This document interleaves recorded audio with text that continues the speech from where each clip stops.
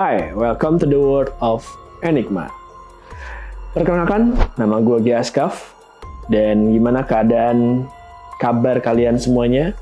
Semoga dalam keadaan sehat-sehat selalu.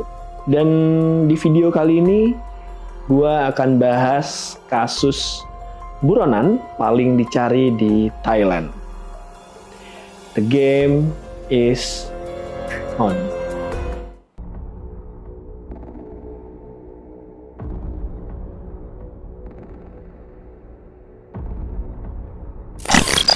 Khawalik Thongduang adalah buronan yang terkenal dengan julukan Phang Na Node, dan dia adalah bandar narkoba besar di Thailand. Dan dia juga terlibat dalam pembunuhan saksi dan percobaan pembunuhan seorang polisi di Thailand. Ia juga sempat melakukan percobaan penculikan pada tahun 2019. Tepatnya di Provinsi Patalung, Thailand, dan pada tahun 2022 ia sempat divonis penjara 20 tahun 6 bulan oleh pengadilan. Khawalik dipindahkan ke penjara Nakhon Si Thammarat itu per tanggal 7 bulan 8 tahun 2023. Nah, pada tanggal 20 bulan 10 2023, Khawalik ini dibawa oleh sipir penjara untuk perawatan giginya. Jadi setelah sampai di lokasi, tiba-tiba dokter ini menunda pemeriksaan Khawalik ini tadi, dan saat akan dibawa kembali ke penjara, Khawalik tiba-tiba jatuh ke lantai. Ia dirawat di lantai 6 rumah sakit. Nah, kakinya diborgol di tempat tidur. Dan sementara itu ada 2 sipir yang ditugaskan untuk mengawasinya. Nah, pada Minggu 22 Oktober pagi, Khawalik tiba-tiba dilaporkan hilang.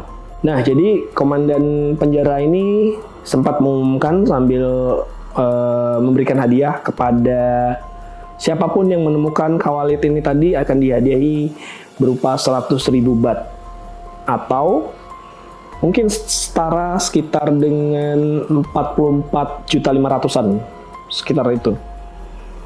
Jadi sepanjang tahun 2012 sampai 2016 sebenarnya Khawalik ini tadi tercatat terlibat 12 kasus kriminal sehingga membuatnya dia menjadi target utama penegak hukum di Thailand. Pada Desember 2023, Khawalik ini memutuskan untuk kabur. Ada yang tahu kabur kemana? Ya, Khawalik ini kabur ke Indonesia. Dan dia memilih Indonesia merasa karena dia tuh ngerasa wajahnya itu tidak akan menonjol di antara masyarakat di Indonesia. Jadi mungkin wajah-wajah Asia ini kayaknya hampir sama nih gitu. Jadi dia kaburnya malah ke Indonesia. Sempat juga dia kabur ke India. Nah, cuman kan kelihatan ya kalau wajah Thailand ini sama India tuh sangat beda sekali, sangat drastis. Jadi makanya dia kabur ke Indonesia. Jadi perjalanannya ini dimulai dengan menggunakan speedboat selama 17 jam melintasi perairan Laut Thailand. Nah, setelah tiba di Indonesia, ia melalui Aceh. Jadi dia nyampe di Aceh. Khawalik ini dibantu oleh 8 warga negara Indonesia yang berprofesi mulai dari driver ojek online hingga supir taksi. Nah, mereka membantu berpindah-pindah tempat dan membuat identitas palsu sebagai warga negara Indonesia dengan nama Sulaiman. Jadi dia nyampe kabur dari Thailand menggunakan kapal ini kali ya. Jadi nyampe 17 jam itu, sampainya dia pertama kali tuh nyampainya di Aceh. Nah, dirubahlah identitasnya menjadi namanya bukan Khawalik lagi, tapi menjadi nama Sulaiman. Nah, diperkirakan Khawalik ini juga memiliki tabungan sekitar 30 juta, mungkin 30 jutaan untuk bersembunyi di Indonesia. Jadi sebenarnya nggak ada indikasi atau memiliki rencana untuk pindah negara lain. Nah, proses penangkapannya Khawalik Thongduang ini terakhir itu ditemukan di Bali. Nah, jadi kronologi penangkapannya kurang lebih seperti ini. Setelah diterbitkannya red notice dari Interpol, Polri melakukan koordinasi dengan pihak Thailand untuk menangkap Khawalit. Nah, jadi Khawalit ini sempat juga selain menggunakan identitas palsu selama pelariannya di Indonesia, dan ia juga sempat nyamar jadi orang bisu karena takut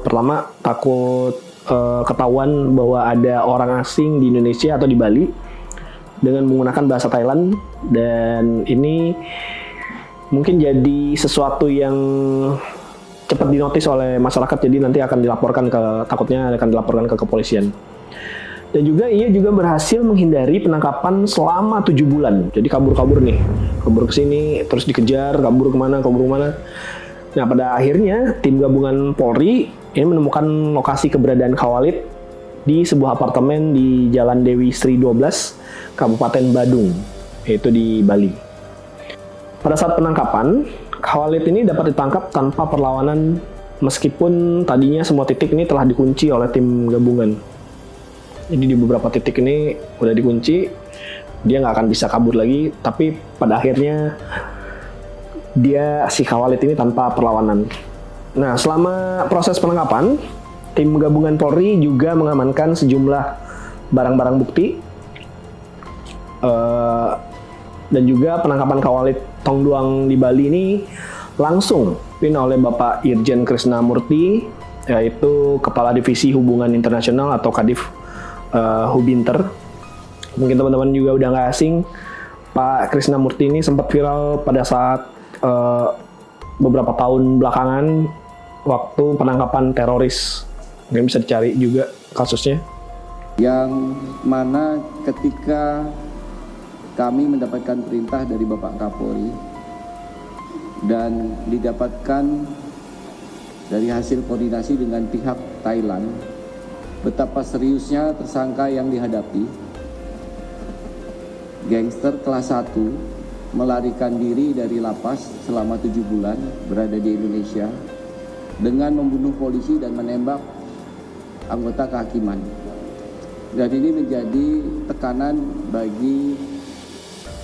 Tapi proses penangkapan ini sendiri dilakukan oleh tim di Hubinter Polri yang dipimpin oleh Kombes Audi Eslatu Teheru. Nah, Menteri Kehakiman Thailand, Kolonel Tawi Satsong, ini telah berbicara dengan Khawalit melalui sambungan video call dan jadi menjamin keselamatannya jika ia masuk ke sistem peradilan atau menyerahkan diri ke sana. Nah, penangkapan ini juga menunjukkan pentingnya kerjasama antar negara dalam menangani kasus-kasus lintas negara dan penegakan hukum secara global. Siapa tahu teman-teman ada yang ingin menambahkan atau ada yang ingin membahas kasus yang belum terpecahkan juga, silahkan komen di bawah. Jangan lupa like, share, dan subscribe tentunya. Gue Giaskaf, see you in another case. Nah, jadi si Khawalit Tongduang nih, Den, dia ketangkepnya ya selain dia nyamar jadi orang bisu tadinya, dia berantem sama pacarnya orang Indonesia. Nah, di situ ketahuan, akhirnya dilaporkan lah ke polisi. Ini ada orang asing yang membuat keributan lah intinya di sana. Nah, sampai situ baru ketahuan, oh nih ternyata bener nih buronannya orang di Thailand sana. Akhirnya ditangkap, akhirnya bawa ke Thailand. Gitu kerjasamanya.